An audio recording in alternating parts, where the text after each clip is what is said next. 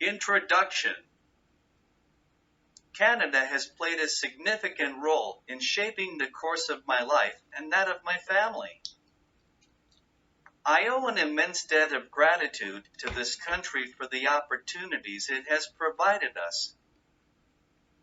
Still, I am publishing this in YouTube for the benefit of our fellow Canadians, young to old. We all know, in the realm of human necessities, two fundamental pillars stand out: education and health. Unfortunately, in Canada, I encountered significant challenges in both of these domains, which led to the derailment of my career in education and my health in the medical field. These hardships stem from the absence of adequate quality control measures in this otherwise beautiful and socially progressive country. Allow me to elaborate on each issue separately. Education and academic dead end. Although my good friend hails from a noble family, his jealousy and unfaithfulness redirected my academic path to Canada, rather than pursuing a promising opportunity at a prestigious university in the USA. This detour, while unexpected, led me to the Department of Chemical Engineering at the University of Saskatchewan in 1986 to complete my Ph.D.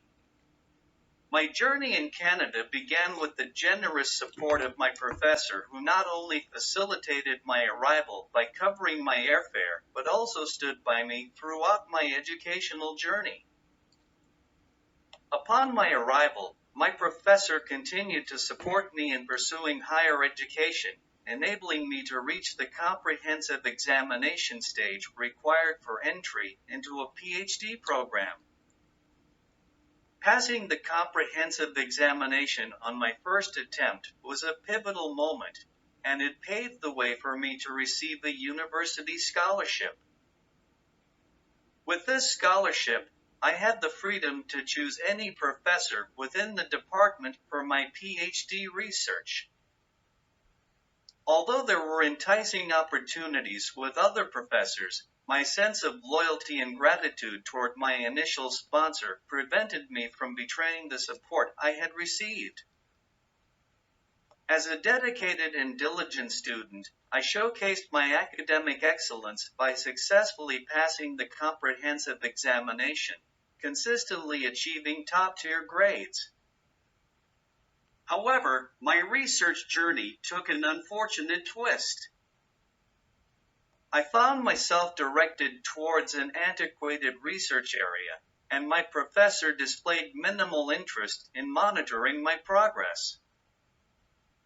Engaging discussions about my work or reviewing my final thesis before its presentation to the external examiner were non-existent. Consequently, the quality of my research suffered immensely, and I failed to derive any substantial benefits from this degree. Essentially, I felt like I had wasted 4 precious years of my life in what seemed like an academic dead end. My struggle. I am going to elaborate my struggle. Despite my dedication, the quality of my thesis did not garner much attention, and I received only one offer for a postdoctoral fellowship, which was in a different field, in the chemistry department at the University of Winnipeg. In those days, obtaining Canadian immigration as a Ph.D. graduate was a rarity. Meanwhile, I was granted immigration to Australia, where I spent over a year working as a postdoctoral researcher at Monash University. Unfortunately, my hopes of becoming a professor were dashed due to a lack of opportunities and an environment tainted by racism, particularly in the year 1992. It was during this challenging period, a friend informed me of an opportunity to return to Canada, reassuring me that my position at the University of Winnipeg was still available. Making the arduous decision to leave Australia, I returned to Canada with my 2-month-old son, successfully obtaining immigration status once again. Upon my return to Canada, I encountered a multitude of challenges and hurdles, particularly in my pursuit of research-oriented roles. Nonetheless, my former Ph.D. professor extended a helping hand once more, facilitating my employment as a manager at a plant specializing in producing fuel-grade alcohol from wheat. Regrettably, this venture faced its share of challenges and eventually closed down. While my professor exhibited unparalleled human kindness, it became apparent that he lacked the qualities to mentor me effectively as a research scholar, which could have potentially paved the way for a smoother family life and a prosperous career in the research field. My recovery and starting of another disaster. In 1995, my journey ultimately led me to Calgary, where the kindness of a Chinese colleague played a pivotal role. I transitioned into a new and unfamiliar field as a process engineer. This transition was both challenging and rewarding, marking a turning point in my career. As I ventured into the role of a process engineer, a field entirely new to me, I dedicated myself to working day and night to meet the ongoing challenges. This determination allowed me to work with almost all well-established companies in Calgary and overseas, where Canadian engineers are respected and well compensated. Consequently, my initial setback with my Ph.D. thesis and related research turned out to be a blessing in disguise, as it filled my pockets through this new career path. During my work as process engineer, the struggles in health domain came.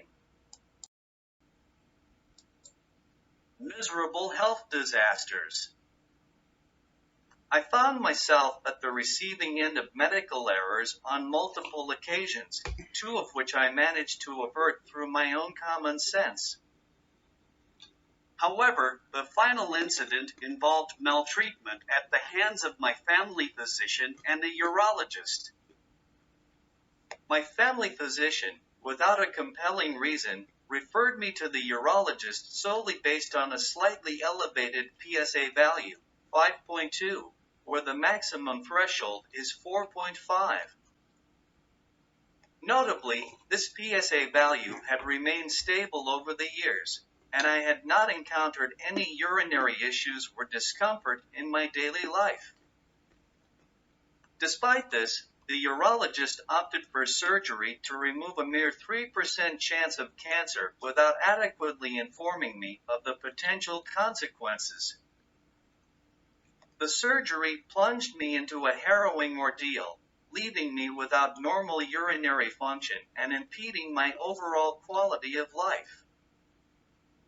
Shockingly, the urologist failed to provide any warnings or explanations for the severe post-operative complications. In response to this grave injustice, I submitted complaints to the CPSA, Canada Physician and Surgeon Association, the Health Minister, and the Ombudsman of Alberta. Regrettably, my appeals were met with indifference, despite clear evidence of the urologist's failure to fulfill his professional responsibilities. It is disheartening to note that I was advised by a senior Canadian that in Canada, securing justice often requires the financial resources to hire legal representation. Conclusions. Some may wonder about the apparent contradiction between my praise for Canada as a beautiful and socially progressive country and my previous concerns. I want to clarify that I never blamed Canada.